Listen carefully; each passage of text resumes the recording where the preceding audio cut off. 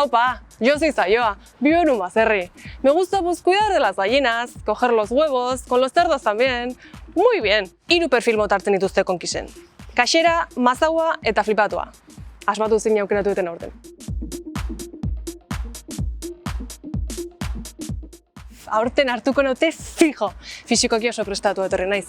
Lana? Bueno, orain suhiltzaile posaketak prestatzen ari naiz eta momentuz gurasunan bizi naiz.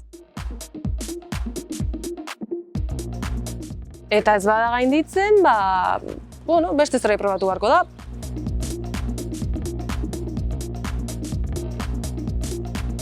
Proba guztiak ikusi eta entrenatu ditut.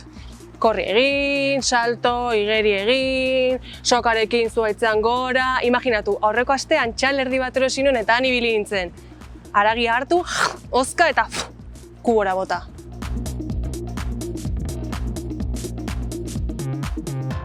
Nik ez dio beldurri gozeari, bareualdi terapeutikoak egitera dituta nago.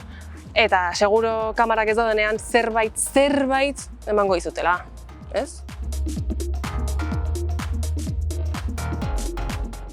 Nire ilusioa da nire kapitaina Mikel Goñi izatea. Bai, badakit kartzelan dagoela, baina, kokixerak atorako dute, ez? Venga, jarklaritza!